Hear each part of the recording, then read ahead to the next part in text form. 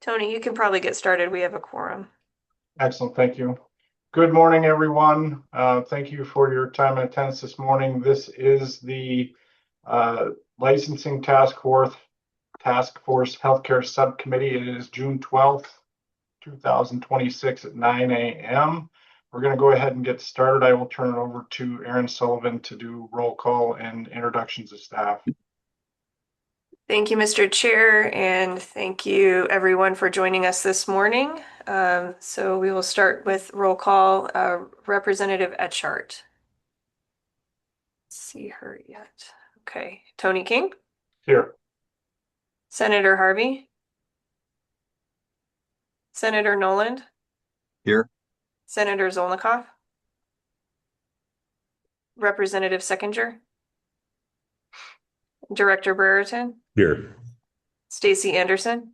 Here. Dr. Brewer. Webb Brown. Ed Buttrey. Here. Jennifer Hensley. I see her. Okay, we'll mark her here. I can see her. Hi, There. sorry, I'm here. My dog's barking. Yeah. Brad Longcake. Hi, here. Kristen McCauley. Here. Amy Narrison. Here. Allison Paul. Sierra Reesberg. Here. Jason Small. Here. And Gail Tronstad. Present. Wonderful. Okay, we do have a quorum, and we'll see if anybody else joins. We'll get them promoted. And for staff, Aaron Sullivan, policy analyst with the legal division at the department, and your staffer for this task force. We also have Quinlan O'Connor, who is our chief legal counsel. He's sitting in for Jennifer Stallkamp today. So welcome him to the subcommittee for healthcare. And then Lisa Patzer, who is our technology coordinator. And then we also have Kevin Bragg, who is the bureau chief for licensing, on the call with us today. Excellent, thank you. Don't think we need to vote on the agenda, do we? We can just get going. We can just get Excellent. Item number 2 on the agenda is the subcommittee considerations. First on that is to recap the June 8th task force meeting. It was nice to see most of you in Billings, and appreciate Commissioner Swanson and her presentations and tours that she put together. I thought it was a very productive meeting. It was good to hear from some of the interested stakeholders in Billings regarding a lot of, it was healthcare focused for sure in Billings. So I don't know if there's comments or concerns or any other issues that arose from that meeting in Billings on Monday. I guess this is as good a time as any to discuss them. Is there other things that you wanted to cover from that, Aaron? Thank you, Mr. Chair. No, I just wanted this to be an opportunity, since it's fresh in everyone's mind.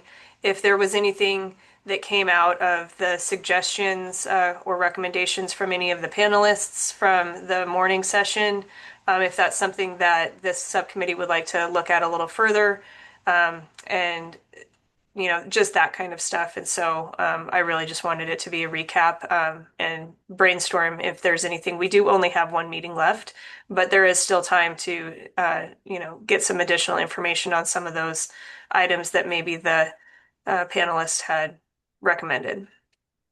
Okay. I'll open it up to the committee here. To Stacy, go ahead. Good morning, Stacy Anderson. I actually wanted to follow up and see, because I wasn't familiar with the issue that one of the panelists raised, that some of the behavioral health licensing hours exceed the national standard. I'm familiar with one, but not necessarily the LCPC standards. So I'm just wondering if we can take a look at that before we conclude our work. Yes, Mr. Chair and Stacy, that's a good one. So we can pull some of that information on our requirements for the next meeting.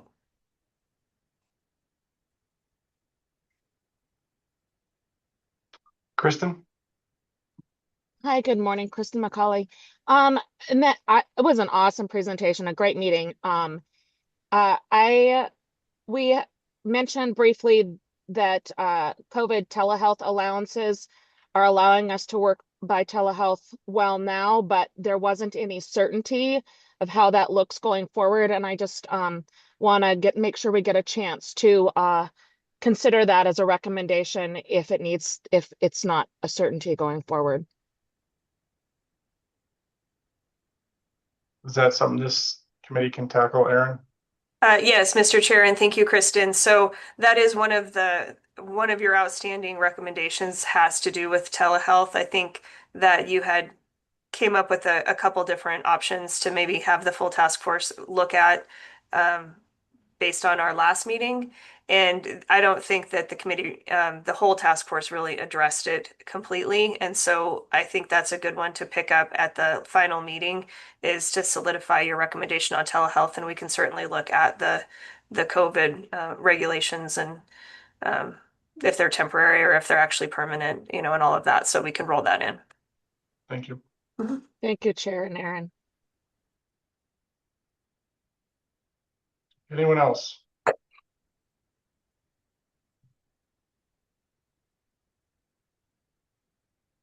And Aaron, you may not know, but since the meeting in Billings was a lot focused on healthcare, is the meeting in Butte going to be more focused on construction and other? Thank you, Mr. Chair. That's a good question.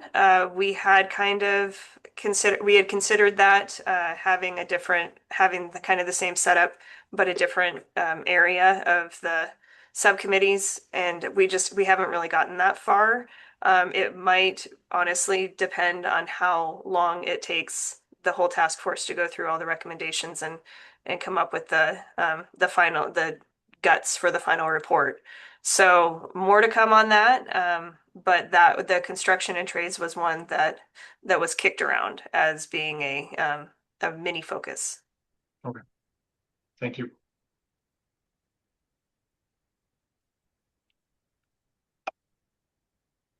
I know it's Friday, guys. If there's other things, this is a good time.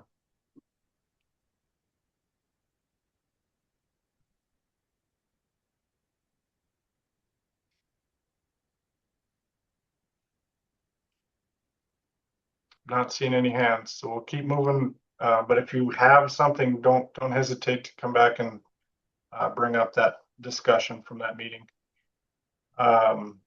Subcommittee presentation, Chair Etchart, myself gave a quick update, and then we had technically three recommendations that we were presenting to the whole task force, but two specific from us and one probably for some more consideration. But and appreciate all of the support for our recommendations so far. And I know we have a lot of work to do in the next two meetings before we get to the Butte meeting. So we'll keep working on it, and we'll have a lot more, I think, by the time we get to Butte. But anything else you want to cover on that, Aaron? Mr. Chair, no, I think that's it. But as I would encourage you as you go along today, going through the high support recommendations, and then even into the next discussion on kind of closing the loop on administrative burdens. If there's something that you think of as you go along, there was a lot of information that was provided, and I can provide a recap for you if if anybody's interested in that. I can send out kind of a recap of all the different topics that were talked about and who suggested what. And I think for our next meeting, our last meeting, which is sometime in July, I can't remember exactly. 17. The July 17th? 17th. Okay. Yeah, so 5 weeks from today, we have our last meeting. And I don't think that there won't be any new topics. And so that one will really just be whatever follow-up you asked for today. And then whatever recommendations you decide on today, then we'll review all of that and kind of consolidate it into one nice package presentation. So the earlier you think of something that you might want to follow up on or to discuss, the better to get to me, but we do have about 5 weeks. Thoughts, comments, concerns from the committee?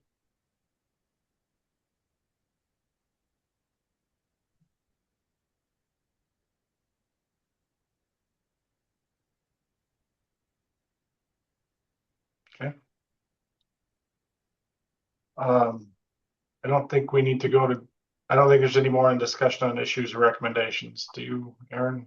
Mhm. Okay. Let's go into agenda item 2, sub B, public comments and recommendations. For those of you that click through, I did read through all of the public comments that were relevant for the last several months. I know Brad is on here.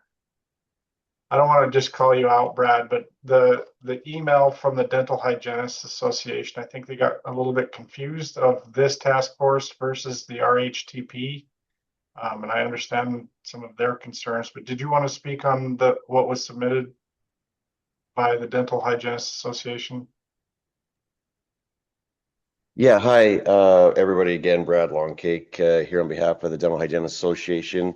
Yeah, I think there's a couple factors or things that they were working on trying to address. I think there's been just a lot of information that's gone out from our committee and the great work we've done here, as well as some of the challenges have gone through the RHTP.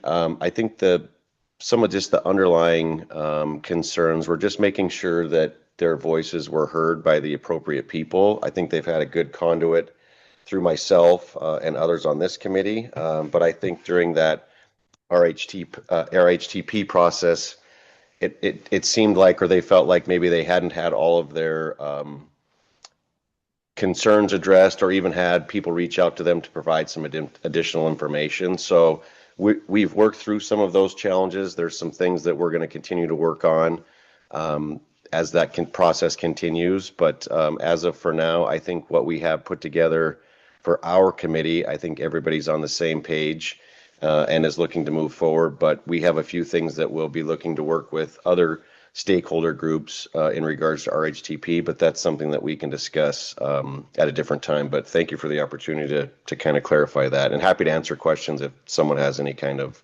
concern or question for me to follow up on. Thank you, Brad. And didn't mean to put you on the spot there, but All good.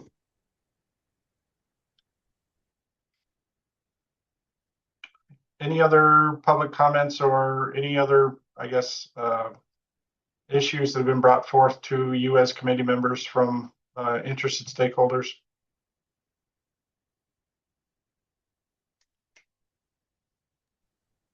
Okay. Hey, Aaron, do you want to review? Tony, this is Brad Longcake again. Is Yeah. this the appropriate place to shed some light on the mortician question or discussion that we had talked about last week, or do you want me to wait for further in the agenda? Yeah, go for it. It just Real quick, sorry, Brad. I just want to make an announcement to the attendees. We'll be taking public comment at the end, so this discussion is just for the subcommittee members. Thank you. Still go ahead, Brad. Yeah, no, it's just something that we had talked about last time, and I'm not sure if this is the best subcommittee or if it should really be in the barriers. But when you're looking at a licensed mortician and the practice of mortuary science, they're required to have several different licenses, and I'll give you an example. So if you're a licensed mortician, you need that license. You have to license your mortuary. If you're then going to do crematory services, you have to license that. You also have to have a crematory tech license. And then you also have to have if you have someone else working for you, you have to have a mortician intern license. So there are several licenses that they are required to hold to perform those specific services. We had a suggestion that maybe is, looking at possibly like the crematory tech part of it, just having that as an endorsement under a mortician license. The mortician license is what requires all of the academic as well as the clinical part of it, and those are the highest level of education. And so we just thought it would be something that would be a more streamlined process, could eliminate an additional license, but still be under that mortuary title, if you will, as an endorsement. So just wanted to bring it up to the group. There's just a lot of bits and pieces that have to be done on this, and anything to help, streamline that and maybe help reduce some fees, I think would be a great way. But just wanted to bring it up to the group for some discussion or not. So happy to answer questions or concerns. Thanks, Brad. I'll probably call on Kevin here to just kind of get his expertise, to see if he feels the healthcare subcommittee is the proper place for that. One, is it doable? And two, should it come from here or should it come from barriers or other committee? Kevin, do you have a thought? Thank you, Chair King. I don't have a specific recommendation on which committee to address it. Erin may, since she's coordinating all of this, but certainly happy to take a look at it. I know we've got a draft of a potential legislation, and we're still taking some internal looks at that and what the issues may or may not be related to moving from licenses to endorsements or cutting out certain licenses within that profession. So, Aaron, I don't know if you have any strong feelings, but I don't have a recommendation from my perspective, but appreciate the opportunity to comment, Chair King. Yes, thank you, everyone. I would say the barriers committee would likely be a better fit, for two reasons. One, it's reducing administrative barriers to the department and also to the licensees if they don't have to tackle having four licenses, if there's a way to use the endorsement method. Also, a little selfishly, we have two more meetings with the barriers subcommittee. They don't meet again until after the 4th of July holiday, and which would give us a lot of time to get that draft that I just finished yesterday, and sent over to Brad and to the Quinlan and all of them. It would give us a little bit more time to kind of work through any of the kinks in there, and then we could have a more comprehensive discussion with the barriers committee. I don't have any objection to funneling it through barriers. I'm not trying to steal it for us.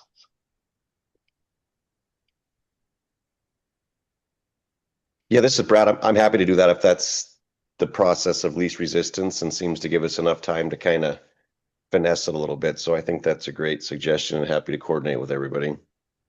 Thanks, Brad. Okay. Aaron, do you want to review the survey results?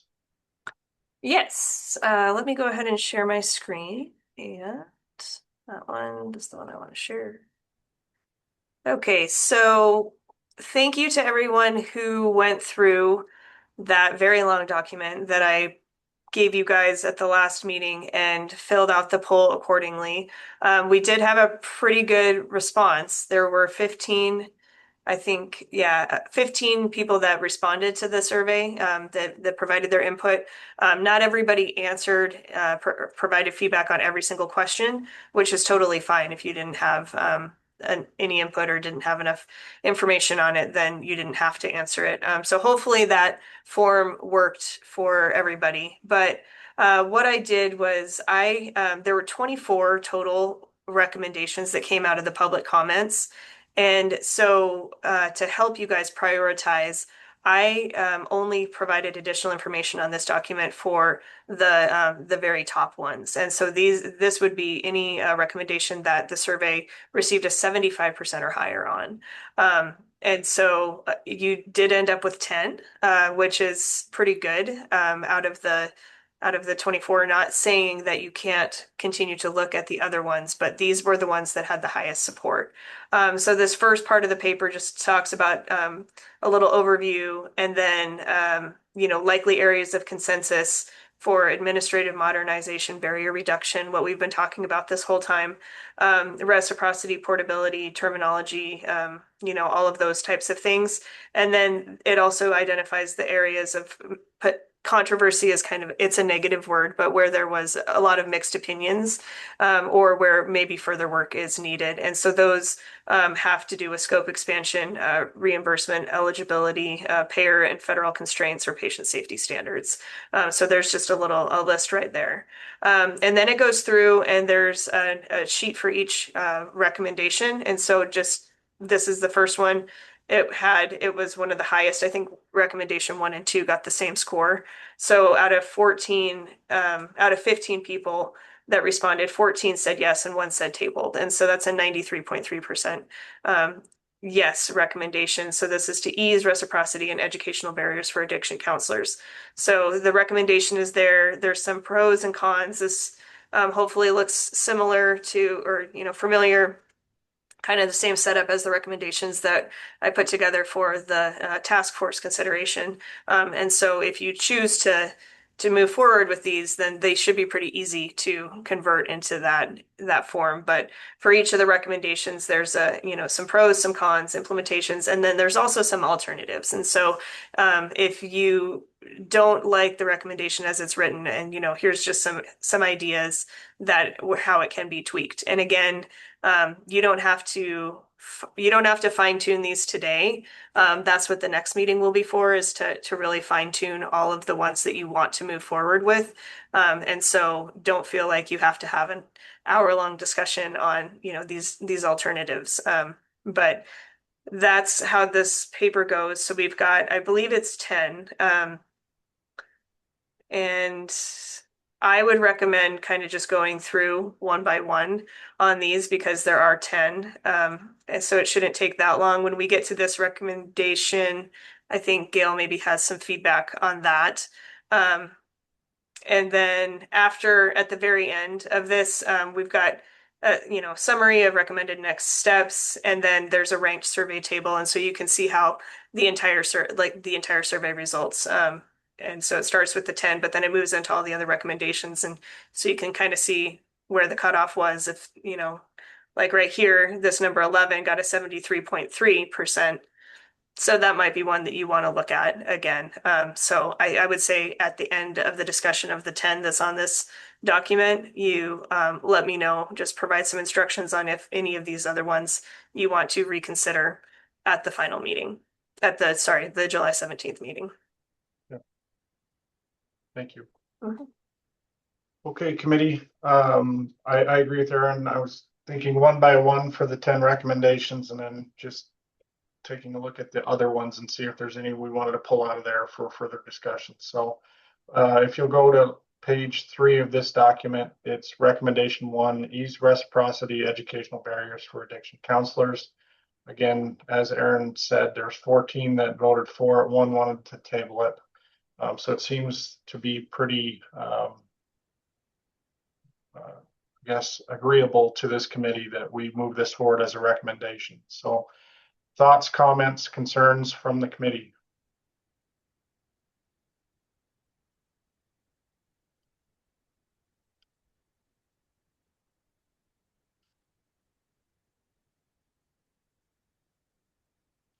Would anyone want to propose one of the alternatives that were recommended by Aaron down there, to pilot some sort of expedited review or use a temporary provisional license or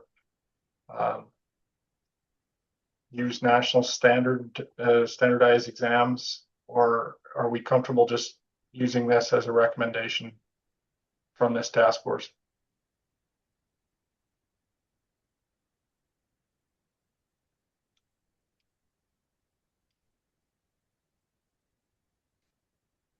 Go ahead, Stacy. Sorry, I was struggling to find my raise my hand button on my phone.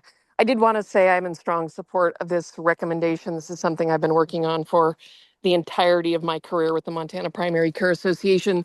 The barriers around licensed addiction counseling is interesting to work with, for sure. And then I guess I don't have any further recommendations other than to map our standards to not only the national standards, but also surrounding states.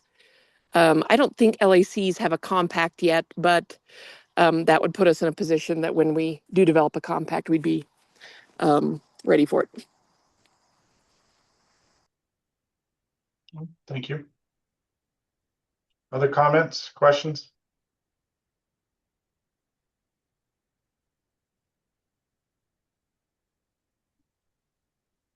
I don't think do we need a motion or anything, Aaron? Since there's no opposition, we're good moving this forward as a recommendation from this subcommittee. Yeah, Mr. Chair, I think that probably the easiest way to do this, instead of, because this isn't like a formal vote, is just yeah, if everybody's okay with me putting together a recommendation for final review at the July 17th meeting, then I'll go ahead and work on it. I'm not hearing opposition to that, Aaron, so let's go that route. Okay. Next one up, recommendation 2, modernize statutory language for substance use and behavioral health disorders. Again, this had the same vote as recommendation 1. It was also in a couple emails where we removed some of the outdated language, no longer utilizing chemical dependency. Substance use disorder is what we would prefer. Any strong feelings one way or the other from this one? Go ahead, Stacy.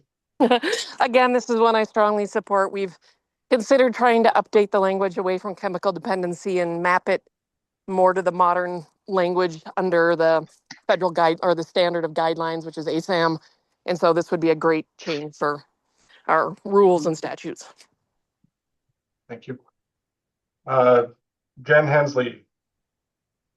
Thanks, Chair King. Jen Hensley here, and on behalf of the Montana Academy of PAs, we strongly support this change as well. Thank you.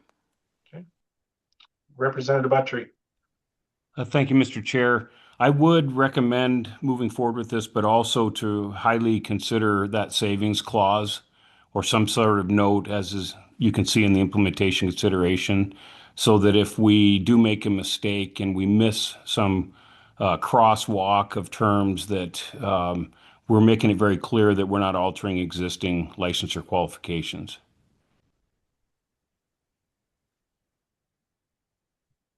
I would agree with that. Aaron, you don't have an issue with that, right? No, Mr. Chair, thank you very much, everyone, for your input. So I think the best approach for this one is for the July 17th meeting. We will come up with what it says, the crosswalk of the MCA and ARM references. And so you can really see exactly like where everything will be affected. And absolutely we can do a savings clause or recommend, because we're not actually going to be doing any bill drafts. But if this is a statutory change, then we'll recommend that a savings clause is included. Any general opposition to moving this one forward? Okay.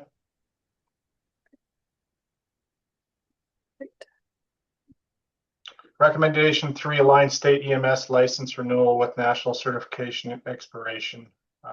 This had 13 yeses, 1 tabled. Any comments, questions, concerns from this committee? Ms. Neerson. Good morning. I connected with AMR, AMR and the Montana Ambulance Association. They both strongly support this, but we did start kind of going down a rabbit hole of implementation. And so their ask is, if the committee does move this forward, would be to work with DLI to figure out how to implement it. And so, Aaron, I don't know if you want to try to, if we move this forward, if you want to try to have that conversation before the July 17th meeting so that it's all packaged and ready to go. And if so, then they're definitely want to get those conversations going with you guys. That's Yes. part of the beauty of this committee, is we get to get ideas and we don't have to worry too much about implementation, but go ahead, Aaron. Yes, thank you, Mr. Chair. Thanks, Amy. Yeah, absolutely. Before we, as part of the recommendation, I'll do some due diligence and work with Kevin and his team to get their input on how this would look. Senator Nolan. Thank you, Mr. Chair. For Amy, so can you share with us just a couple, what specifics? You had some hiccups or they had some? I know it's going to be off air or offline. You can discuss it, but give me some ideas on what were some of the issues. So the main issue is that the national certification, so both the national certification and the state license expire on March 31st, but it's not the same year. So some are already aligned where they both expire the same date, same year, and so renewal is easy. But there are a few that are staggered, and so some of the state license will accidentally lapse, and they will think that they've already renewed their state license because they're confusing it with the national certification. So um, their recommendation is if it gets aligned, then you just avoid that confusion. Thank you.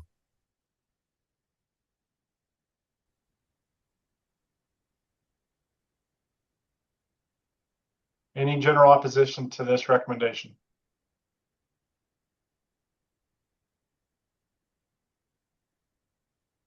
Okay, I think we're good moving that one forward.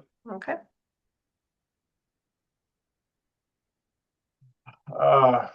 Recommendation number 4, review insurance credentialing timelines and standardization. Again, we heard a lot of this at the beginning of our committee work from public comment.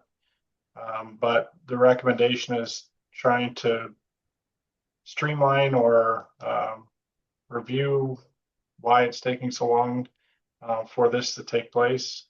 At 13 yeses, 0 no's, 2 tabled. Representative Buttry. Thank you, Mr. Chair. This doesn't really fall into the scope of this recommendation, but early on in our meetings, and maybe Mr. Bragg can answer this, I had talked about the issues that hospitals are having when they're verifying licensure and credentials of physicians with the Board of Medical Examiners. It's a long, administratively burdensome process because of a CAPTCHA that's included, I think, in the labor's website, where they have to go and put every physician in individually versus the old way where they could simply upload the list of physicians and get sort of an automatic process that told them which ones were in good standing and were licensed with the state. Hopefully, Mr. Bragg remembers some of those conversations, but just wondering if Department of Labor had done anything to address that as a administrative burden and a way to make sure that physicians are licenses are verified in a quick fashion. Chair King, if I might. Please. Thank you, Mr. Buttry. We have continued to look at our licensee lookup. Certainly recall the conversation about the difficulty with the CAPTCHA, which again is put in place to avoid bots constantly spamming our site. And certainly one of the main frustrations that we hear from folks about the Acela database or the eBiz database is the licensee lookup. And so those are things we're continuing to explore. Certainly think it's an appropriate recommendation to from the task force to direct the department to enhance its licensee lookup function or investigate other alternatives that may be out there. We're happy to be as customer friendly as possible within the limitations that we have. So hopefully that answers the question or what was asked of me. So, Mr. Chair, I don't think it's part of this recommendation, as I said, but if I would propose that we put on the list that we recommend the department update or look at updating their process for licensing lookup to make it more user-friendly and less administrative burden. I see Aaron documenting that on the side, so I think that's a fair assessment. We'll be hearing about it in the next meeting. Unless somebody objects. Senator Nolan, I saw you had your hand up. Did we get your question answered? Yes, and Representative Buttry alluded to what I was going to question, so thank you. Okay. Any other discussion on recommendation number 4, not necessarily the department recommendation, but this insurance credentialing recommendation? Is there any other discussion? Ms. Reesberg. Thank you, Mr. Chair. I suppose this is more just for clarification. If this review would include a review of the facility licensure time for perhaps not newly licensed providers, but providers who are newly employed at an agency.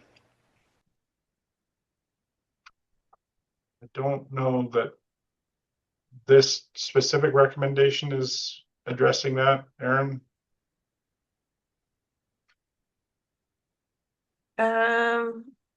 Yeah, I'm not entirely sure. Sorry.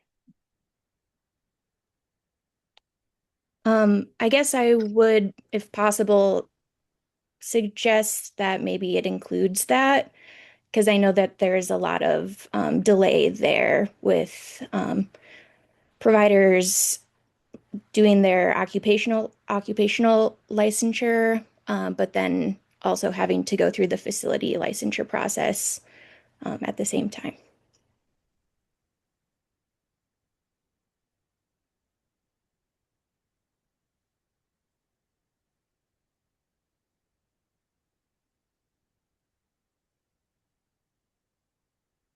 Ms. McCauley.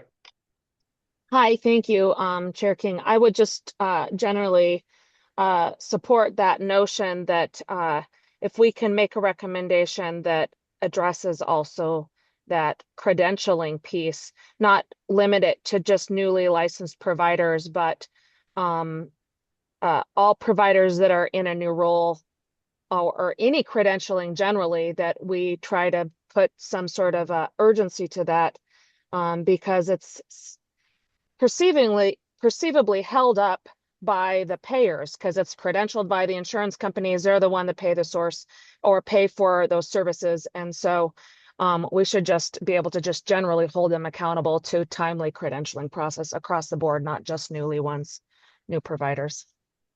Thank you.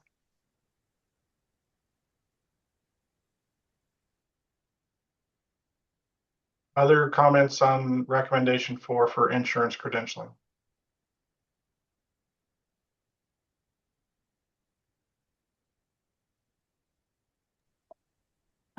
Mr. Chair, this is Jen Hensley. I just have a follow-up question, and I had to step away from the meeting for just a couple of minutes. So if this has been addressed, I apologize.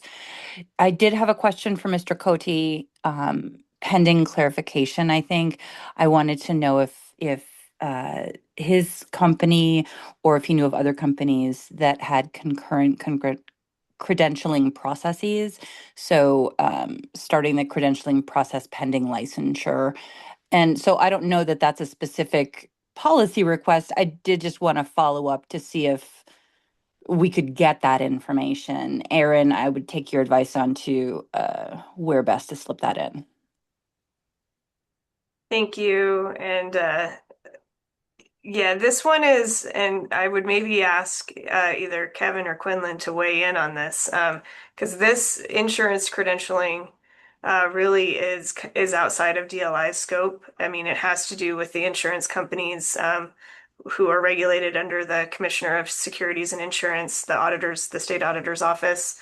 And so I think that it would be beneficial if you guys move forward with this recommendation that it maybe consider one of the alternatives instead, like a study bill or, you know, a further study to work with the auditor's office, to work with Medicaid, to work with the private payers to really coordinate this stuff, instead of saying that labor and industry is mandating insurance credentialing. Right. So Right. I don't know if I could get some backup from my legal counsel on this. And Aaron, I fully appreciate that. And I know, like knowing and acknowledging that, yes, this is a different title. Yes, it would be a different conversation, but I think the information might be informative. So I guess you have my word that I would not like make a motion that this task force pursue a policy shift, but I do think because we're diving into the subject area, it might be a healthy conversation and informative for us to understand how the machinations of insurance credentialing work. But if Okay. Kevin and Quinlan want to shut me down, I will fight with them. I don't intend to fight. I just wanted to say I agree with everything Aaron said. At the end of the day, this isn't something that we have control over. We're certainly happy to be part of conversations, and if there are places that we can find some alignment, or some sharing or those sorts of things that would facilitate the process from the insurance side, we're certainly happy to engage in those conversations. And that might be the best place for it. If there's something, and Kevin may hate me for saying this, but if there's something that makes sense where, if we receive an application in a place where there would be insurance credentialing, how can we facilitate sharing that information with an insurer potentially could make sense. But the problem is, how do we not explode that into, and now we share your application materials with 1,000 different insurers or however many are licensed to issue insurance in the state of Montana. And so what exactly that looks like, I think we're happy to have that conversation. We're happy to engage however folks would find helpful. But back to what Aaron said, at the end of the day, this isn't something that DLI has control or authority over. And it's not something that we can directly effectuate, and it's not something that's really within the scope of the task force. Stacy? I agree with everything that's being said. I think there is sort of an ongoing conversation between provider groups and insurers about a streamlined credentialing process because it is a barrier for not only employment, but the sustainability of healthcare in terms of payment. Um, the reason I think that DLI might be involved, and this is me not knowing because I haven't done the research, is there are some states that have a centralized credentialing service. And how does that communicate both with DLI and CSI to make sure that the information pathways are flowing? So those were just my thoughts. And if there's a role for DLI to check in with their colleagues and other departments of labor, if they participate in anything like that, that would be really helpful. Thank you. Representative Buttry. Thank you, Mr. Chair. Stacy kind of stole some of my thunder, but I was just going to let the group know that there is a payer provider working group that is working on this very issue of trying to centralize credentialing and streamline the process. So we are working on that. I can certainly update Aaron and any of the other DOLI folks on what's happening there, but there is efforts that are going on right now to centralize and speed up that process. Thank you. Ms. Hensley. Thanks, Mr. Chair. Question for Representative Buttry, if he's willing on the payer provider working group. Can you share, progress if you see something that may be ready for prime time this next session, if there is something that's even legislatively required, or if it is truly just all internal, and the scope of the providers that are contributing to the conversation. Understand that, the larger heavy hitters are for sure involved in the conversation, but would it also apply to some smaller providers? So thank you, Mr. Chair. The talks are still pretty preliminary. The goal is to work up a process for credentialing that would not require statutory change. This would just be something where the providers and payers would agree that there'd be some centralized system where everyone would have a seat at the table and would be involved in hearing, getting the credentialing information, and then once someone was approved, they'd be approved throughout all those payers. But it's still pretty preliminary. It's been a smaller group. It's mainly been MHA, MPCA, and the three insurers that we've had at the time. Obviously, that's going to drop. But yeah, we're not thinking that there's any statutory changes needed, and it's still pretty preliminary. But I can loop you in offline.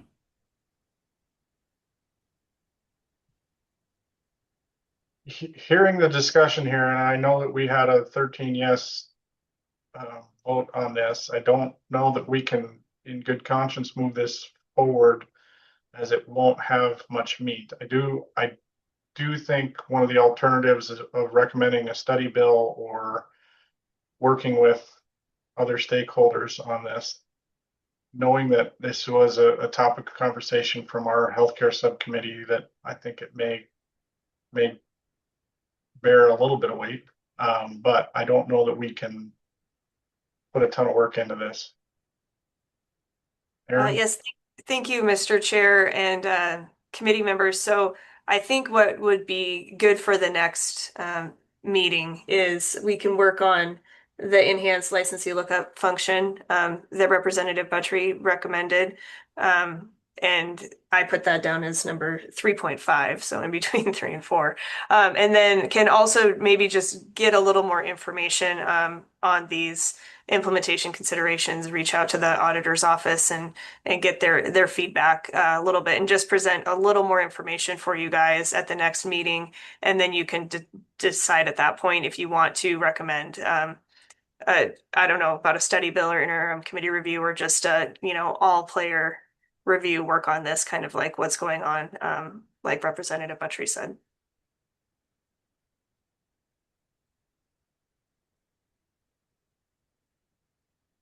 So I'll get you some more information for the next meeting. Okay, Okay. I think we can go on to 5. Okay. Recommendation 5, maintain speech language pathology licensure while addressing ASHA payments, Medicaid reimbursement, telemedicine coverage. I had 10 yes, 2 tabled.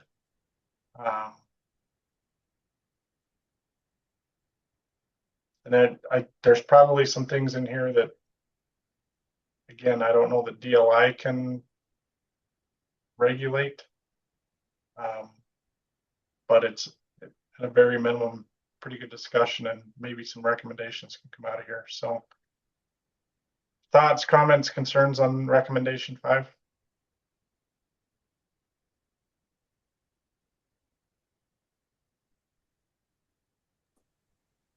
Mr. Chair, this is Jen Hensley as representative of the Montana Speech Hearing Association, which represents speech language pathologists. I would support. Thank you.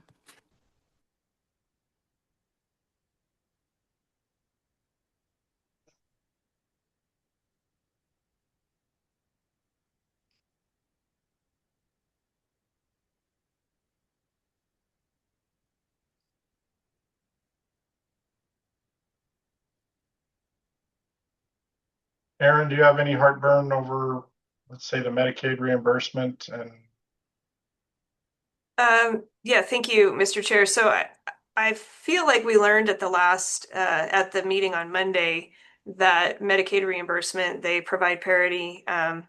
They reimburse for telehealth, and so I don't know if, and again, we can't do anything really about that. I would maybe recommend looking at what where does it say it? Oh, under implementation considerations, separating it into the 3 tracks, licensure requirements, that's definitely something that is applicable for DLI. The reimbursement issues, that could be, I think you guys can have been addressing that just overall for all telehealth. So I don't know if it needs to specifically be singled out for SLPs. And then, yeah, and that would be reimbursement and telemedicine. And so I would say, since those are already kind of being covered holistically, that maybe this recommendation is just looking at the license requirements. I agree. On behalf of DPHHS, I'm supportive of that approach. Go ahead, Jen. Yes, I mean, I agree with hesitation because it, as I said at the very first meeting, any address of barriers or streamlining of licensure or any policy change to make the service to Montana residents and citizens better. We would be negligent if we didn't mention the fact that the reimbursement rate is a colossal piece of that, even if we don't have direct control over it. Additionally, there was an addition of an SLP aid category of licensure this last legislative session after having eliminated it 2 sessions ago because no other state in the nation has it. The reason for the licensure is specifically linked to Medicaid billing. And so that's why it's kind of all muddy in the middle there. I'm fine with moving forward as Aaron described, but I did just want to elevate those complicating factors. Senator Nolan.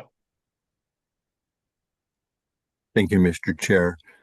So along the lines that Jen was just talking about, in the legislation, when we found concern that Medicaid, now it's off this subject just a little bit, but from the legislative standpoint, when we saw an overabundance amount of Medicaid from what we thought we were initially going to be billing and turning in and receiving and helping, it was quite large from our expectations. So when we were concerned about, now this gets way off the subject, so I'll bring it back here, but waste, fraud, and abuse, we wanted to make sure things were looked at. So this task force having a chance to mention things, look at things, give input from everybody, so that when we get it, we can say, okay, this is where the Office of Audit came in and told us concerns. We wanted to bring something back to the table so that everybody could feel comfortable. So looking at this is good and is important. I know I'm off subject on what we're doing on this specifically, but that was what one of our concerns was. And so I appreciate the task force looking into it.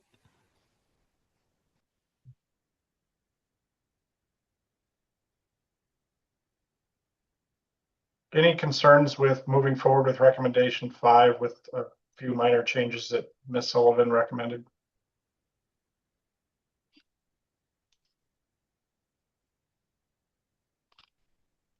Okay.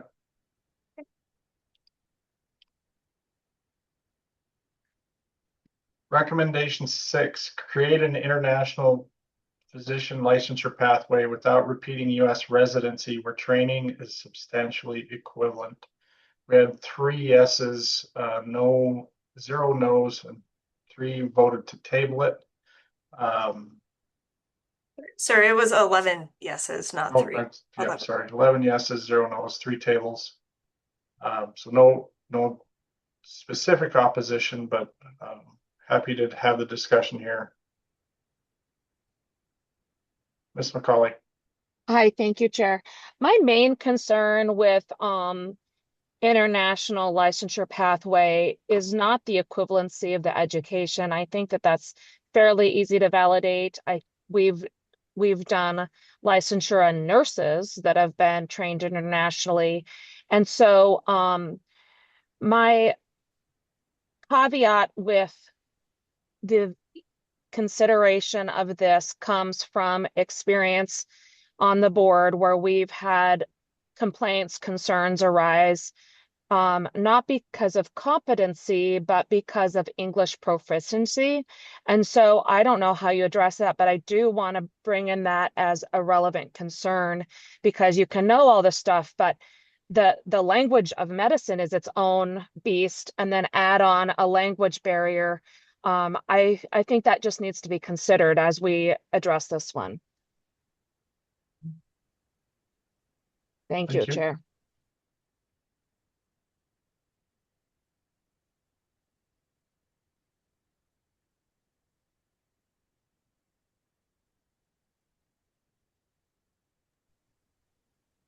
Other questions, comments, concerns?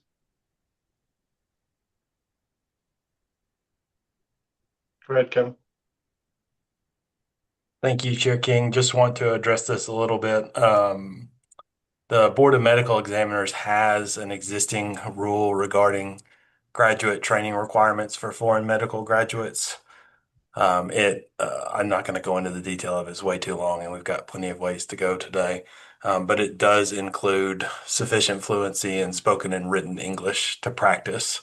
One of the things that I would call out in this specific recommendation is sometimes we do have difficulty substantiating foreign education, which is why generally we're relying on national agencies to do that evaluation prior to coming and applying for licensure. So we usually will require, I don't remember the acronym for the organization, but some type of evaluation of education from a third party entity. That's not something my staff is qualified to do. And with the caveat that board members are very, very smart and highly technical, They don't see enough of those day in, day out necessarily to evaluate those educational courses for every single instance.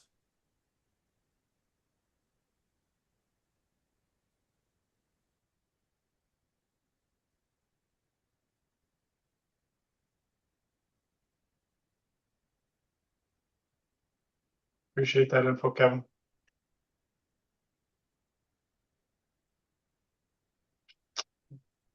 Does this give anyone major heartburn as a recommendation from this subcommittee?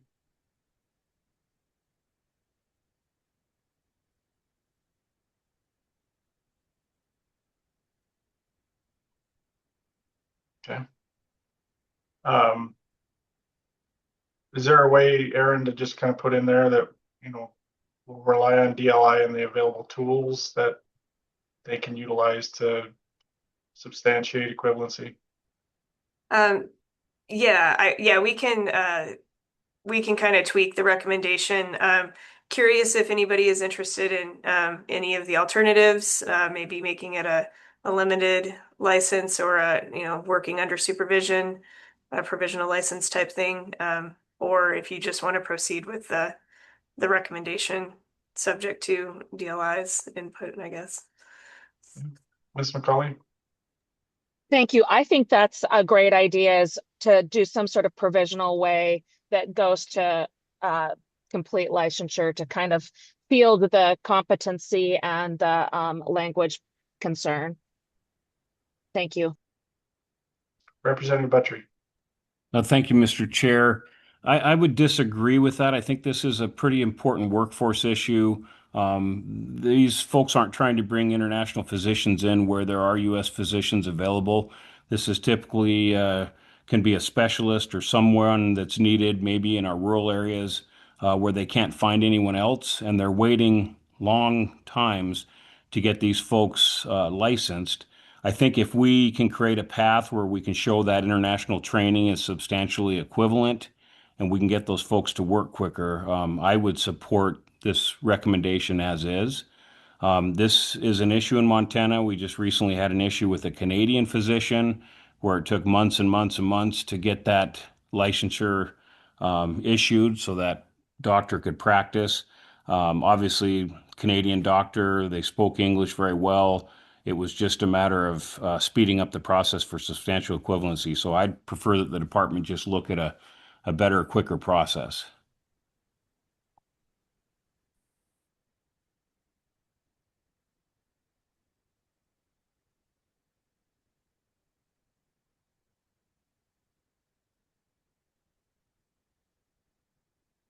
I guess since we're not voting on this, Aaron, I'd probably bring it back to the next one and make it final. Yes, Mr. Chair, thank you. Thank you for all the input. So we will bring this back to the next meeting and we'll do a little more provide a little more input on what the implementation would look like for the international physicians. And Go if ahead, we Ms. could, McCauley. thank you. And if we could just get some general idea about the percentage or the quantity, some data about the frequency on the board, I only see the ones that are problematic. So maybe it's only a really super small percentage and isn't worth considering, but I wouldn't know the values that would make that pertinent or not. Thank you.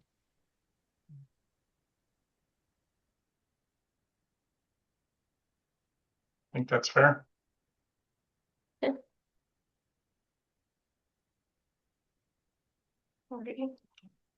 We'll go on to recommendation number 7, allow internship hours to count toward the 3,000 hour requirement specific to social work, LCSW, SWLC pathways, and with supervision and documentation standards. We had 11 yeses, 0 nos, and 3 people voted to table this. I'm shocked it doesn't count, but go ahead, Ms. Riesberg. Thank you, Mr. Chair. The on behalf of the Behavioral Health Alliance of Montana, we support this recommendation, and I would encourage either through this recommendation or encouraging the Board of Behavioral Health to explore all of the implementation considerations outlined, particularly clearly defining which hours do count. Thank you.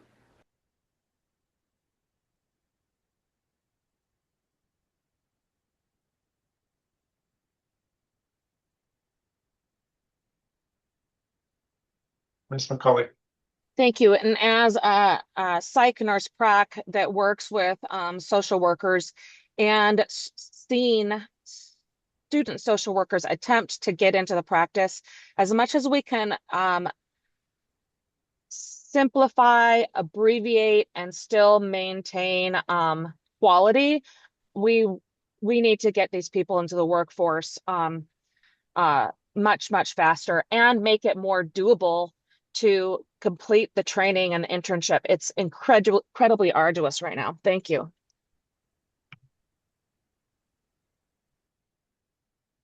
I'm not seeing any other hands. Is there opposition to moving this recommendation forward?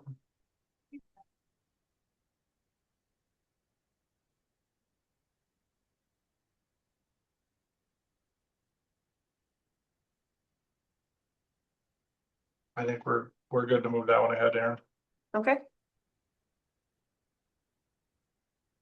All right, recommendation 8, remove NPDB self-query report requirement from the Montana pharmacy licensure. This had 9 yeses, 1 no, 2 tabled. And I know I had committee member Gail Tronstad reach out.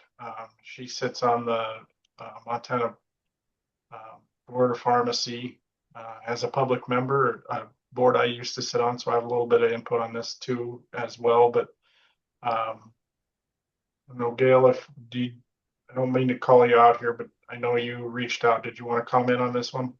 Sure, I'd be happy to. Thank you very much.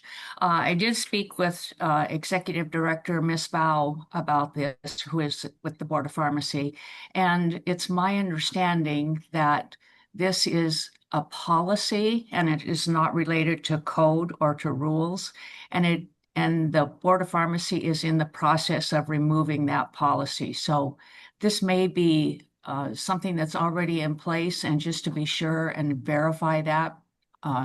Make sure that it does happen. It came from a public comment, but be certain that it does happen without duplicating efforts. Thank you. Thank you. Kevin, did you have any input on this?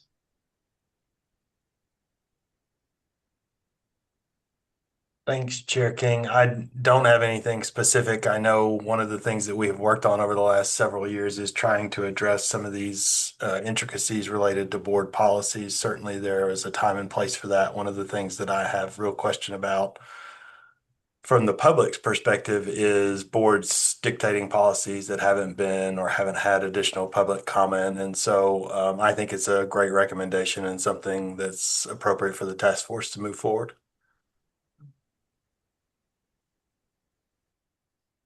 And just as a pharmacist, I can say there's a very concerted effort from states working with each other and also National Associations of Board of Pharmacy to make sure that if there's a bad actor in your state, that when they apply for licensure in a different state, that they are notified of issues with licensure in other states. And so there is a federal, I guess not federal, it's a database put together by NABP that collects all of this kind of bad actors. And so there's more and more efforts to make sure that people or states are reporting to those and getting them out. So I do think that removing this as a policy is probably wise, and then just rely on the tools that we have available. Other comments, questions, concerns?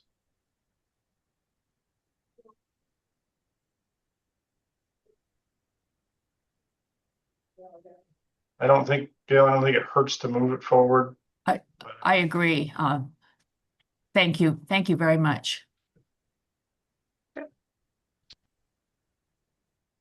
I think we're good.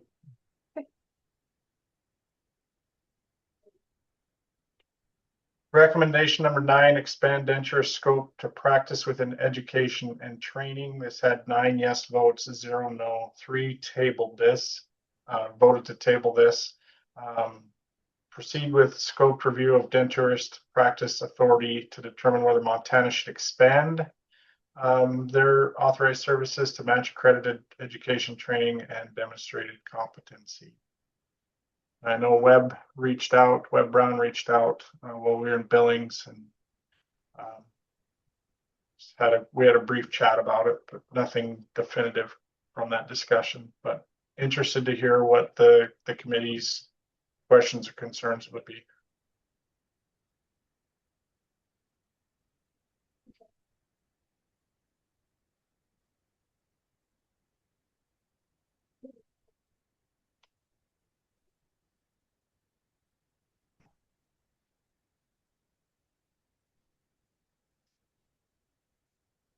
Not seeing any hands raised.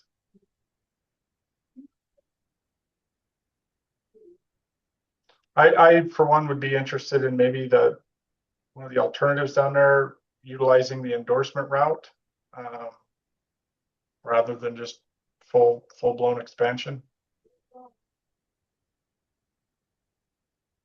So, Mr. Chair, if I may, I believe this recommendation that came from the public, and I think that there was a few different recommendations that came through regarding denturists. They provided some sample language and more detailed suggestions in there. So what I can do for the next meeting is kind of dig into that a little bit, and so you guys have a little bit more information on exactly what this means and what it would look like as far as a statutory change for either just expanding the scope or, like you said, endorsements. I think that would be helpful. Okay. I'll develop that a little further then. And it'll also give me a little more time to discuss with Webb and Mm-hmm. parties that have been reaching out to him. Okay, great.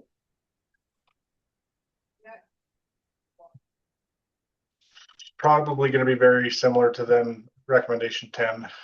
Mm-hmm. So recommendation 10 is to allow denturists to take radiographs in private practice.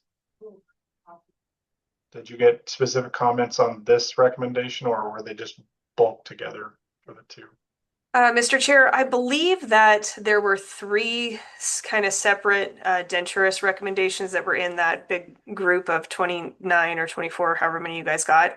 I want to say that it was all the same, but kind of chunked out like this. But I can't recall. Okay. But again, I can do some more, develop this a little bit more so the subcommittee can see exactly what this would look like statutorily, or if it can just be changed by rule. I'm not sure. I'd have to look into it a little bit more. And again, there's an alternative for endorsement for radiography. So I can build that out a little bit as well. Yeah, I think that's probably the way to go here and just kind of put them together. Okay. Okay, great. Okay. Okay, committee, almost done with this agenda topic, but if you could starts on page 13. This is the table that Aaron put together about the rankings. We did the first 10, but starting with I guess number 11 there on the left-hand side, take a look at any of those that are remaining in this table. And now is the time to bring forward to this committee if we want to pull these out as a recommendation from this committee to the overall task force, or if we're fine with what we're working on currently and let these kind of sit.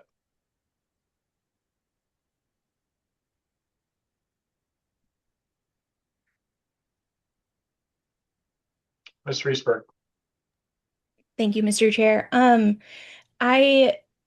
I have comments about recommendation 11, 12, and 18. I'm happy to speak to them individually if that makes the most sense. So yeah, for recommendation 11, I'm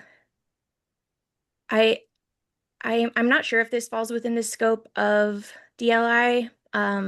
if it doesn't, I think I would just encourage referring this to the appropriate agencies for clarification. The real root concern is that candidates working under a qualified supervisor in a smaller or private practice setting are not, I guess, are disadvantaged in their ability to serve clients because their setting isn't a mental health center.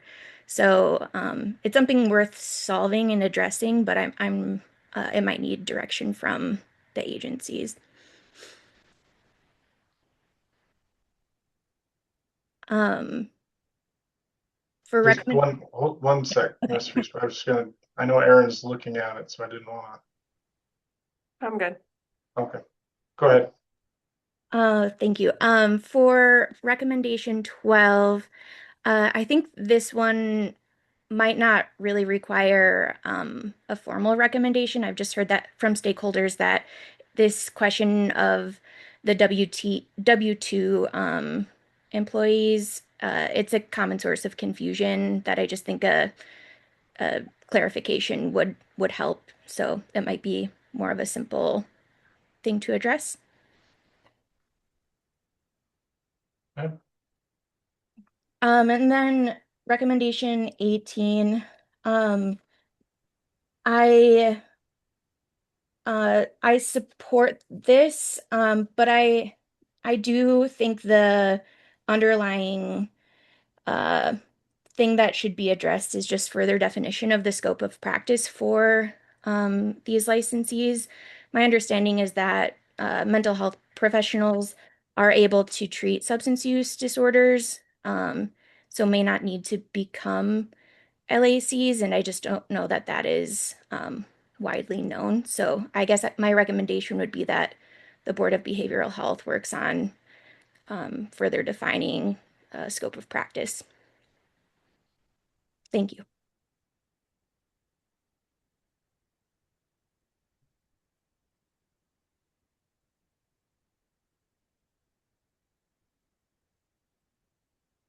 Any comments on those recommendations by Ms. Reesberg, or any other comments to look at any of the other recommendations?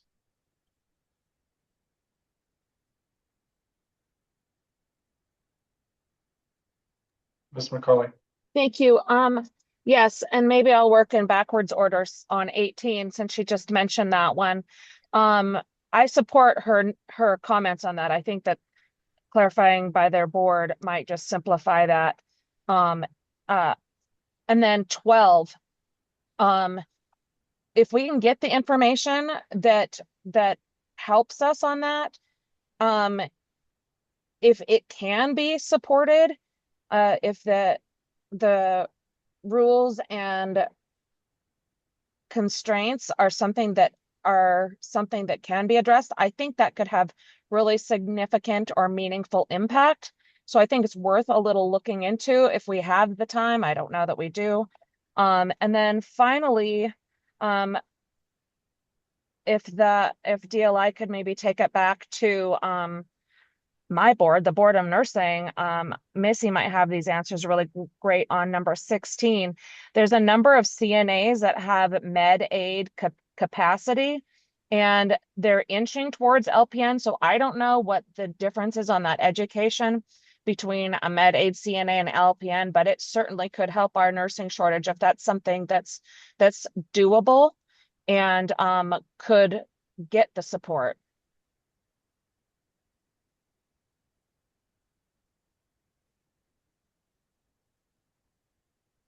That's all I've got. Thank you.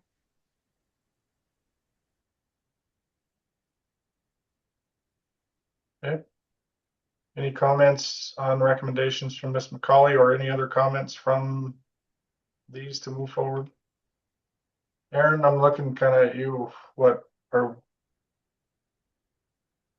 Thanks, Mr. Chair. Thanks, committee members. So I think just for to help move the discussion along, I can work on just getting some additional information on those 4 points that Ms. Reesberg and Ms. McCauley said, and just present that as informational at the next meeting, and then you guys can decide if it's worth making a recommendation at that point.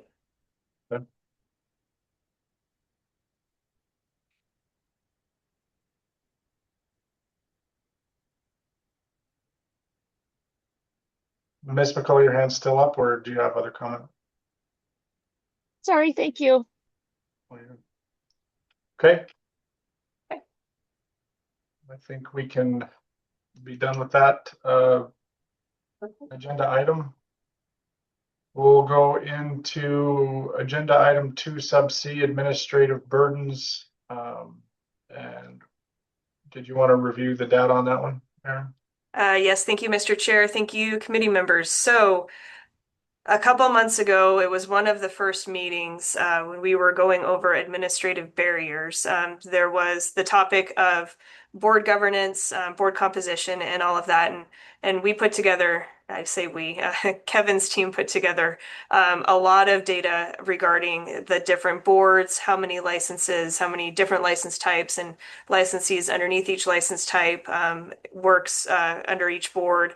So you had all of that information, and there was a discussion on the potential to reduce administrative burden if there would be an opportunity to do some board consolidation for like practices similar to what we did in 2025 with the Board of Allied Healthcare, combining three different boards into one overarching board, and then same for what is it? Oh man, it's a long acronym. Physical, rehabilitative, and developmental health. I don't know. Jennifer Hensley probably knows it better than I do, because she worked with us on that one. But Are you talking about the Prada board? I am. Yeah, I didn't want to say the Prada board, but whatever it's Professional actually called. rehabilitation, developmental, and physical health, something, something. Thank you, Definitely Corlin. those words are in it. Physical, rehabilitative, and developmental healthcare professionals. So that Yes. combined four different boards into one. So we did a lot of work in 25 with this exercise. And so then the conversation back in February or March was, is there more that can be done, or are there boards that that maybe would be better served as a licensing program, similar to what we did with the ECPs, taking them from the Board of Medical Examiners into their own licensing program. So there is no intent with this document. There's no recommendation from the department, but basically what we did is just came up with some background. Oh, I could have just read this paper and it would have said the what we did in 25. But then there's some options for consideration, and so I'll just go through them quickly and then you can talk about them. So the option one is retain large, high volume, and already integrated boards. And so these would be the giant ones: nursing, medical examiners, dentistry, pharmacy, excuse me. They have high volume, they have complex discipline, they have significant scope of practice issues. They're already pretty coherent in their professional structure. So not breaking them apart, not really doing anything with these large, high volume and already integrated boards. The next option two is to merge massage therapy and chiropractic into alternative healthcare. And so what this would do is it would merge both of those into the existing Board of Alternative Healthcare, which currently includes acupuncturists, direct entry midwives, naturopaths, and then on the board, there's one physician in obstetrics and a public member. So chiro and massage therapy are separate, smaller boards. They do share the same regulatory characteristics with alternative healthcare, including both boards have low non-routine applications, low complaints. They do have inconsistent meeting schedules, so they don't meet as regularly as these larger boards. They have private practice settings, wellness-oriented services, and recurring boundary of practice issues. So that could be a nice little consolidation there if this committee is interested in that one. Option three would be to create a behavioral health and psychology board. So we already have a board of behavioral health, we have a board of psychology. But this would be to move the psychology under the Board of Behavioral Health. And the analysis says that psychologists and behavioral analysts fit more naturally with behavioral health than like with medical examiners, for instance. Behavioral health already regulates counselors, social workers, addiction counselors, marriage, family therapists, peer support specialists, and related candidates. And the Board of Psychologists currently regulates psychologists and behavioral analysts. So some similarities between these boards, they both require background checks, supervision for licensees. So this combination could create a broader behavioral health governance structure. And then with each of these, there's pros, cons, of course, and some steps to consider. Option 4 is to convert nursing home administration to a healing arts licensing program. This one's kind of interesting. So there is a board of nursing home administrators now. It's small. There's 450 licenses, and there was only a little over 100 applications in fiscal year 25 and 35 so far in fiscal year 26, which ends at the end of this month. So nursing home administrators may be a strong candidate to move to a program because of that low volume. However, there is a federal law that says that the agency designated under the Healing Arts Act of the state or a state licensing board is what has to regulate nursing home administrators. And so right now we have a board. If we were to convert nursing home administrators to a program, we would need a healing arts program, a healing arts licensing program that the department administers in order for us to move those folks. So there's a little bit of nuance into this one, but it is a decent candidate because it is such a small board. So it's not really an inhibitor. We would just have to create a healing arts licensing program. So that kind of brings into option 5 would be creating an umbrella healing arts licensing program for nursing home administrators and then any existing programs that have that are related, kind of sort of related. So potential categories would be genetic counselors, maybe hearing aid dispensers, pediatric complex care assistants, doulas, which was a brand new license type that is just kind of getting underway this year. And then if there was any other additional health related credential that the licensor chooses, or the legislature, excuse me, chooses to regulate by program rather than board. So one thing about this is cost efficiency and helping with the cost of licensure. Everybody knows that the licensing fees, renewal fees, and costs for licensing have to be the board has to pay for itself. And so the less number of licensees you have and the more expensive your operations are, then the more your license renewal fee and application fee are going to be. So by combining all of these into one program, there could be cost savings for the licensees because then they would all be treated as under the same umbrella licensing program. Hopefully that makes sense. I got Kevin here to back me up or correct me on that. So that is an option, and this could be combined with option 4. So nursing home administrators would go into this healing arts licensing program and then be combined. And it's a licensing program, and so it's really more about the cost and the staff and efficiencies that can be gained there than it is for anything else. We wouldn't be creating a new board for all of these people. It would still be a licensing program, and we would still retain experts in case of any non-routine applications or discipline. So that's that option. Option 6 is consider optometry under medical examiners or convert optometry to a program. And just the analysis on this is because optometry is one of the smaller standalone boards. It's got 322 active licenses, 5 board seats. So it's plausible to move it under medical examiners conceptually because optometry involves diagnosis and treatment of eye conditions. But one thing to consider is medical examiners is already large and complex. So program conversion may be more efficient than adding another profession to one of those larger boards. And so that was it for just some options. Of course, there's other options if anybody has any other ideas, but some evaluation criteria for boards to programs.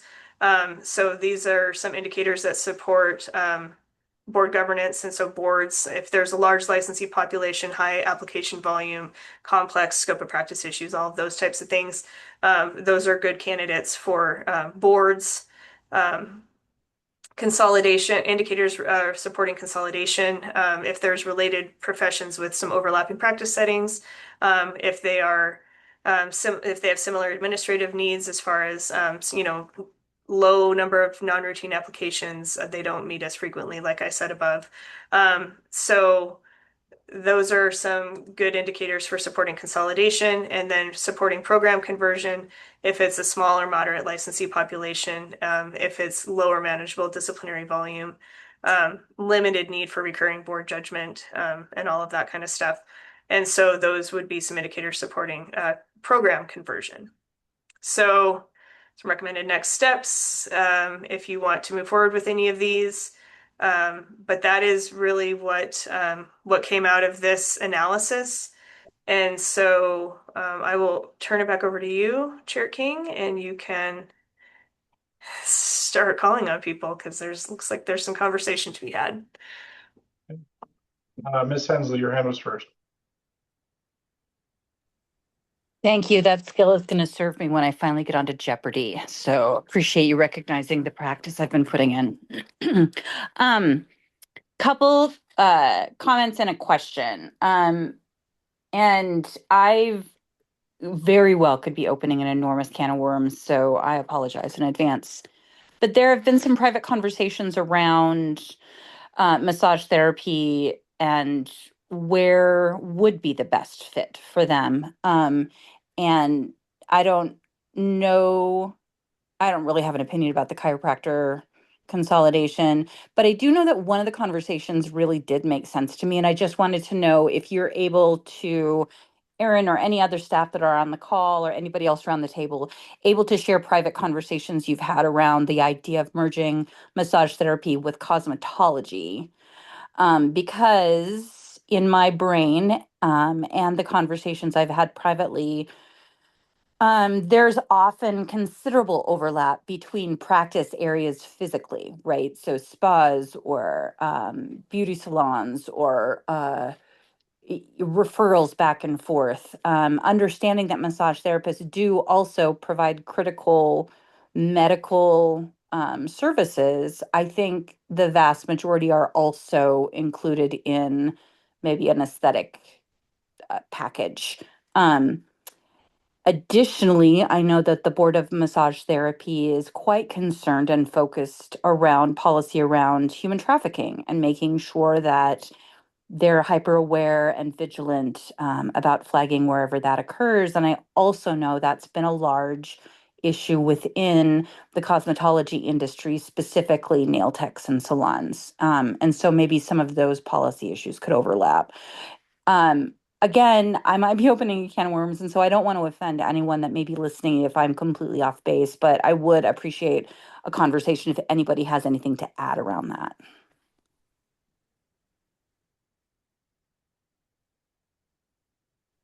Do you want me to allow anyone to go ahead, Kevin? Well, the question I think for me first, for me first was a question for staff, whether that was a consideration in creation of this document. And I'm perfectly happy waiting until public comment if anybody in the public has input for that. So I can definitely wait. But I did just wanted to raise it as a conversation point if any of the staff wanted to walk me through why a decision was made or not made around that issue. Kevin, I did see your hand up. Thank you, Chair King. Want to be candid, I have heard that, but I have not had any specific conversations with anyone about that consolidation. This document Aaron generated, it's here for your discussion. We don't have any specific leanings on one way or the other. This was something the task force, again, as Aaron pointed out, brought up early on, wanted to make sure you had the opportunity to consider it. Some of the other things that I think Aaron did a good job summarizing all of the information she put together. Thank you, Aaron. We're always supposed to thank Aaron. Some of these specific boards, chiropractic board, massage therapy, and optometry, they regulate a single license type. And that's really something we've kind of seen more of a shift away from.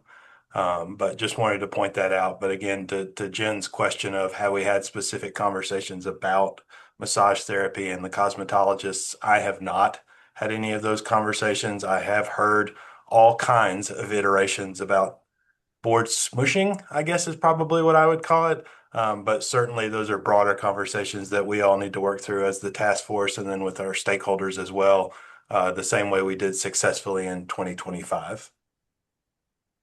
Thanks, Kevin. Mr. Chair, if I could, two other issues I have to raise, or I can I also saw, wait till hold, others. hold on, I saw Senator Nolan's hand up first. So I Oh, want to okay. make sure. Thank you, Mr. Chair. Maybe we should go to hers because mine's off that subject. Okay. Go ahead, Jen.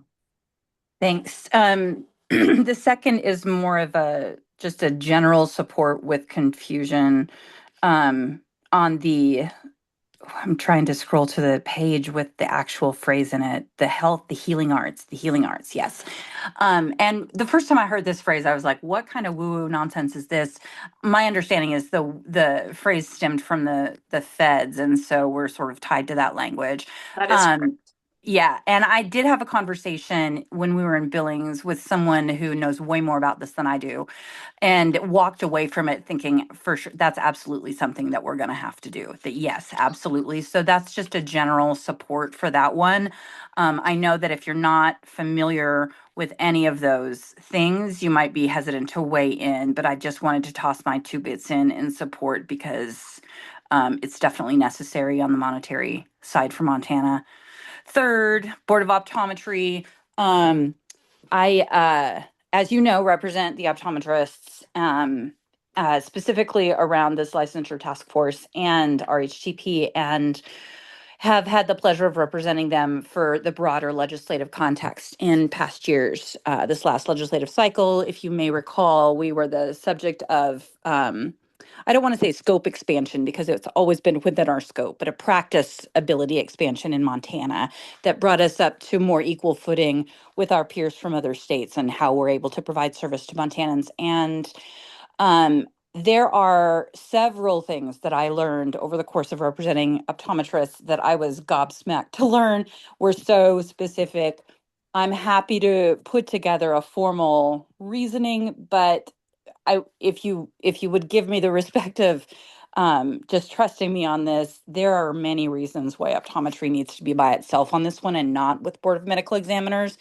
Again, happy to expand on that, but it is a truly complex board that really operates quite efficiently on their own right now.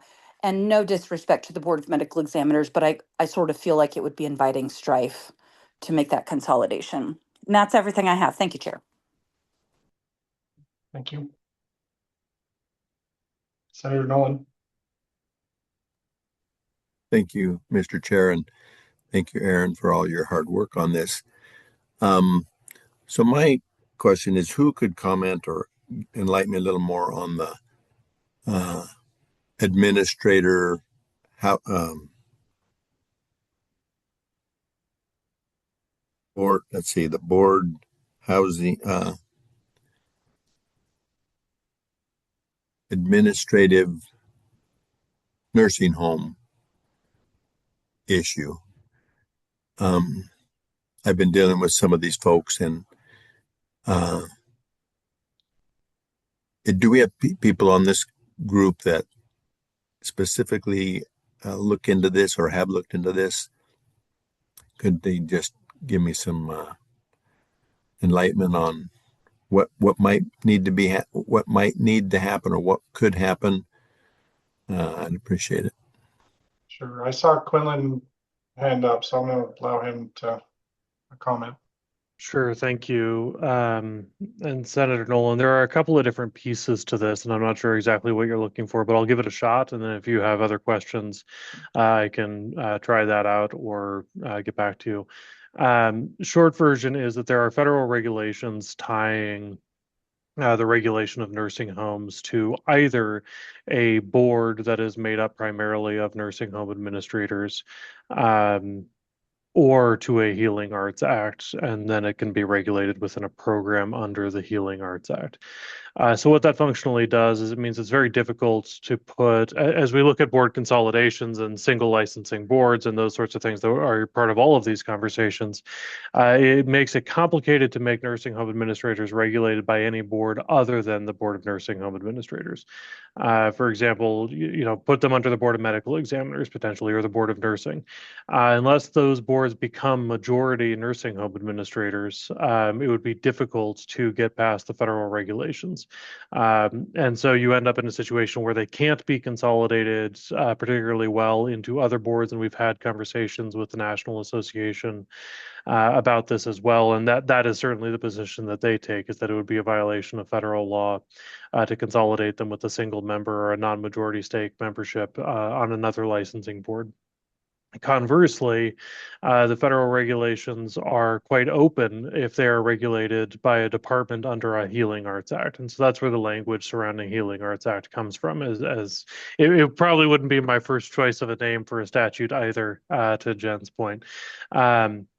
But at the end of the day, that's what it's getting at, is saying, okay, we're compliant with federal law because there is a Healing Arts Act, and that's a place that nursing home administrators can be regulated as a program if there is interest in elimination of a board. And then, between this option and then the later one, it's what else can we put here to make this a more structural, more financially sound series of programs. And as we look over the last several sessions, and the small license types that have been stood up, that Aaron went through well before, does it make sense to put them all into a single program that can be regulated under this single idea of a Healing Arts Act, so that we can find some efficiency of scale again in that way?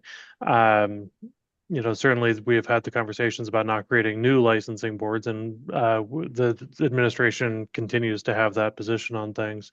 And I think it makes sense from the position of this task force as well. But does it make sense to take those programs, doulas, for example, or pediatric complex care assistants, or those sorts of folks who are in programs currently but are paying maybe more for a license than they would need to if they could be part of a larger pool of licensees, and put them into a single consolidated Healing Arts program, with the tie together being that they are part of a healthcare community of some sort?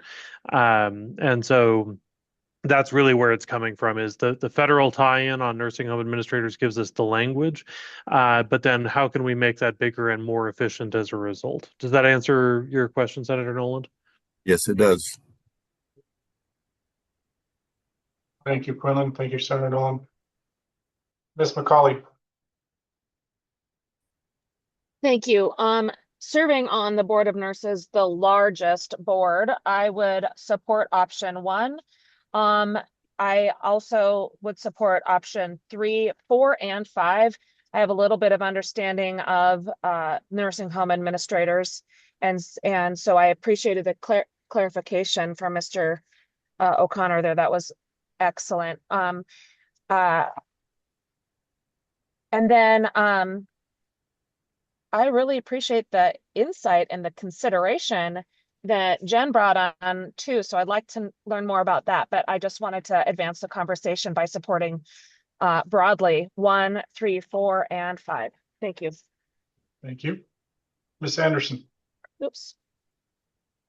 Thank you, Chair. I just wanted to pile on a little bit on option 5, in that we've also been having conversation around this Healing Arts program. And in full disclosure to this group, I've been on one-on-one conversations, both with the doula folks working directly with the doula program and association, and they work closely with them in their licensure pathway. And then also we have a meeting set up with Director Swanson in a couple of weeks with the pediatricians regarding the pediatric complex care folks. So we're having that conversation, making sure we get buy-in and everyone understands why the healing arts would matter for these smaller license types. And so I just wanted to disclose that and say I think it's a great idea to create an umbrella program that starts to look at these smaller licensures, which I think you've heard me hammer over and over again that in healthcare, licensure is integral to payment. So just wanted to say that. Thank you. Thank you. I just lost the picture of Erin. There she is.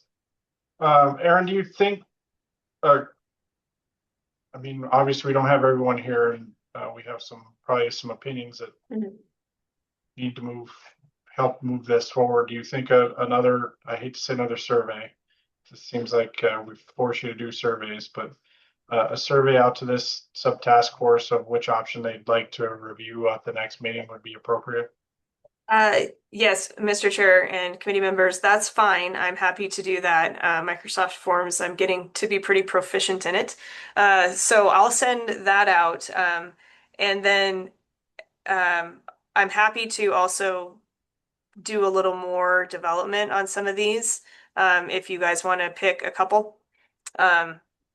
I mean, it sounded kind of like healing arts is a big one. But if there's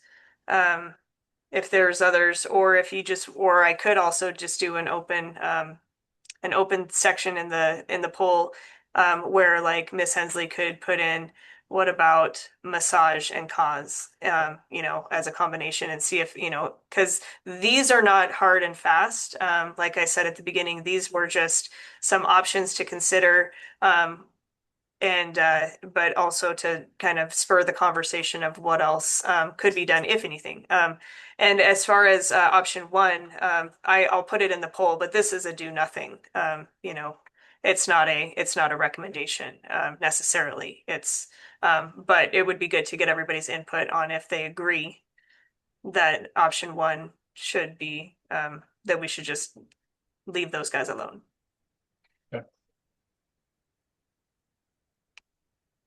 Do you need anything else from us on this agenda item? No, sir. I would just ask that you respond to the poll as soon as possible. It does take some time to put everything together, and I have a few going now. And so, and I will be out of the office the last week of June, the 4th of July week, and so won't be able to work on anything that week. Much deserved. Committee Thanks. members, last chance. Any other discussion topics for this agenda item?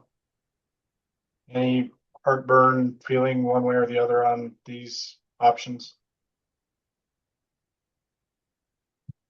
I appreciate you and Kevin and the department of putting some of these ideas together. So I think they do have value. I think there is some good work to be done with this, if not today, in the coming months and years. Mm-hmm.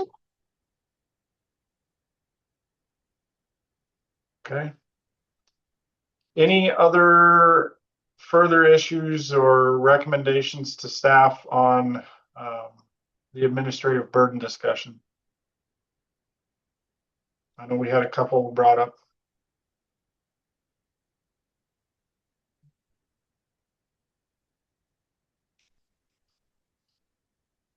Okay. We'll go to agenda 2D, outstanding issues, identify further issues and instructions to staff. Erin, what kind of direction would you like from us? Thank you, Chair. I don't think I need any direction. I can just let you know kind of the notes that I took and what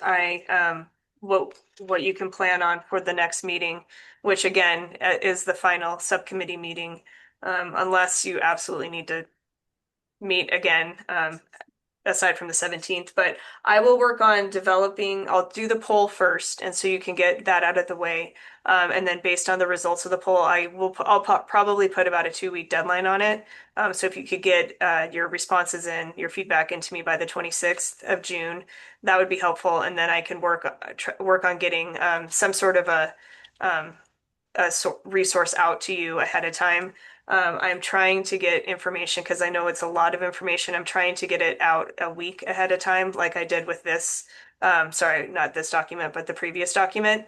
And so I'll try to get it out to everybody a week ahead of time, along with the the other recommendations that we discussed earlier this meeting.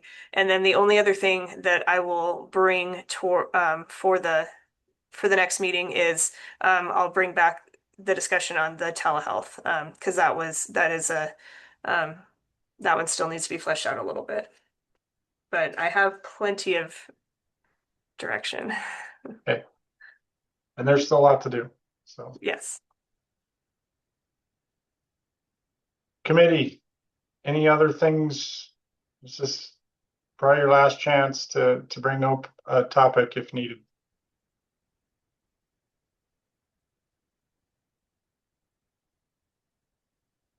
Okay, not seeing any hands. So next meetings, as referenced a couple times, final subcommittee meeting, July 17th, 2026 at 9 a.m. I know we've been trying to keep these to 2 hours, but I maybe plan 3 for that one because there's substantial work still to be done and reviewed. So we'll have that one. And then the final full task force meeting, as referenced on Monday, is Friday, August 21st in Butte. TBD on time and duration for that, but I'm assuming it's going to be a full day. So I look forward to seeing you guys again in person in Butte. Questions on meetings before I open it up for public comment?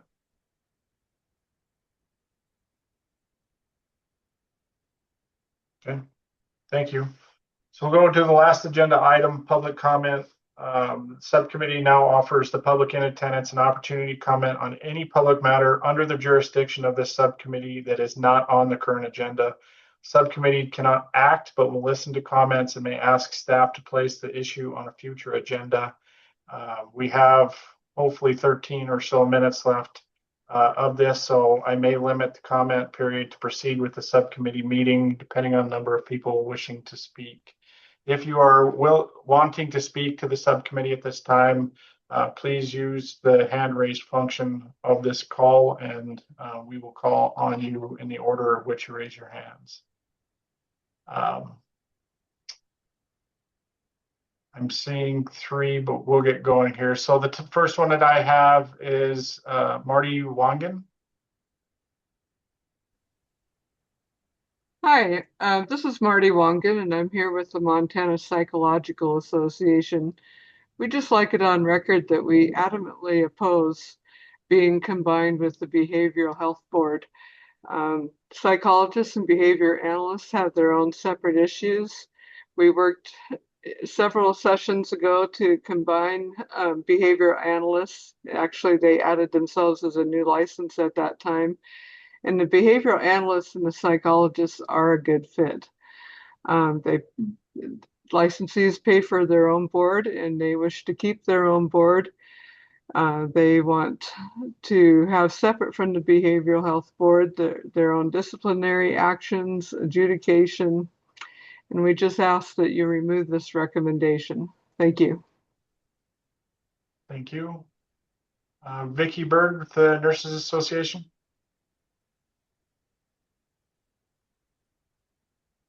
Thank you. This is Vicki Bird, BYRD. I'm a registered nurse and the CEO of the Montana Nurses Association. I just want to share some thoughts about the proposal that would allow individuals who have not completed an approved practical nursing education program to challenge the NCLEX PN just based solely on work experience as a CNA. These roles are really fundamentally different occupations with different scopes of practice, educational preparation, clinical judgment requirements, pharmacology content, and legal responsibilities. My understanding is Montana law currently requires applicants for LPN licensure to graduate from an approved practical nursing education program before becoming eligible for licensure.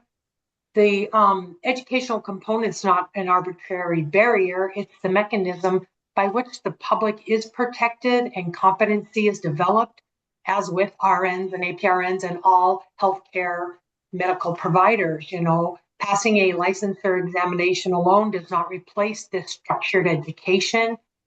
Workforce shortages should not be addressed by lowering these educational standards for licensed healthcare professionals. the solution to shortages is investing in the healthcare education, nursing education capacity. If Montana chooses to permit individuals to bypass the approved, for example, practical nursing education program, we would need evidence that demonstrates patients' outcomes. What's the safety for the public and how does competency be maintained? So I just want everyone on this task force to keep these thoughts in mind when moving forward. Thank you. Thank you. Deb Kimmett.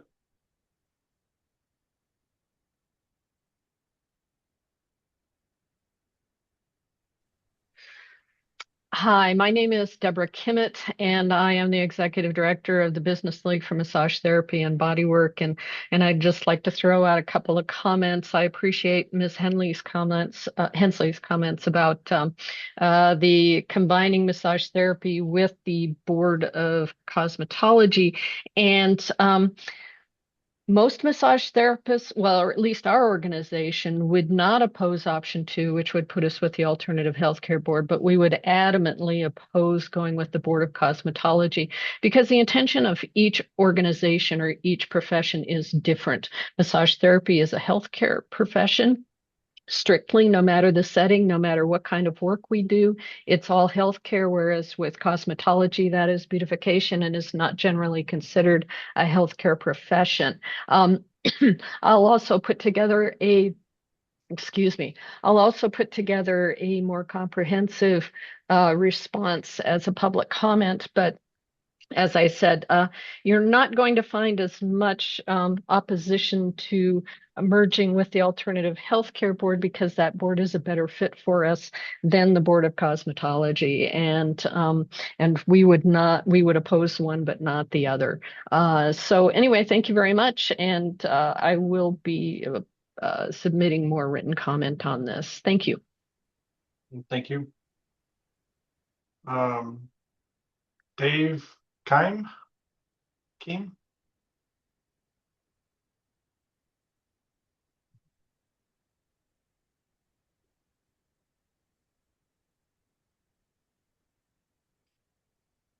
I believe you're muted, sir.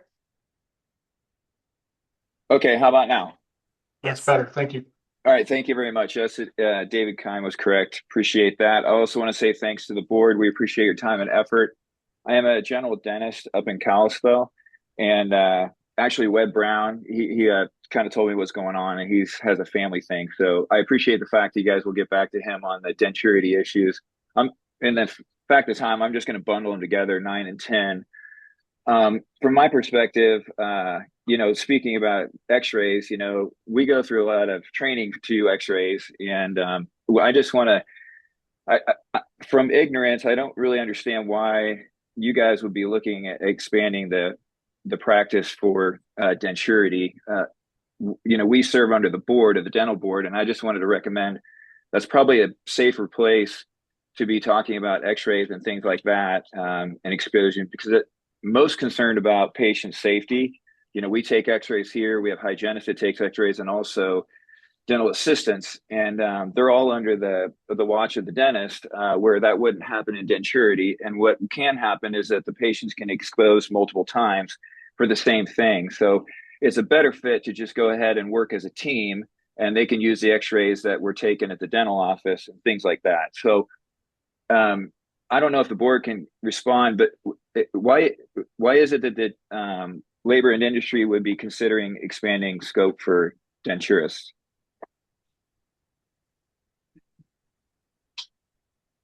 So this is the opportunity for public comment. We can maybe address that at a future meeting, but it's not something that we will respond to at this period in this meeting. Okay, well, I just would encourage that you guys consider not taking this message up, or with you guys at the labor and industry, and maybe consider having it with a group of dentists and the dental board. So thank you. Yeah. Joe Meng. Can you hear me? Yes, sir. Okay. I am a prosthodontist in Missoula, Montana. I am just going to comment on the denturity issue. I'm opposed to the recommendations, but to the task force by Montana Denturists. That's all the recommendations. As you're probably aware, there's only 24 licensees in all of Montana, which is one of only 6 states that allow it to begin with. It is literally illegal in the 44 other states. There is no standardized accredited training standards in denturity as there are dentistry nationally. This is a standard that's basically left to the Montana State Board of Regents. I believe that the recommendations may pose a threat to public safety, just as Dr. Keim alluded to. It's not going to be financially advantageous to Montana patients and will not increase access to care, as most of these 24 licensees are not in rural areas, rather in urban areas where there aren't access to care barriers. And what is being recommended is essentially an expansion of the scope of practice, and the normal channel to address this kind of scope of practice expansion parameter would be for these proposals to be brought to and adjudicated by the Board of Dentistry, which, by the way, includes a denturist, to ensure that the minimum educational requirements and standards for providing the specific patient care have been met. This is how this kind of request would historically have been processed, and is my recommendation at this time. Thank you. Last call for public comment.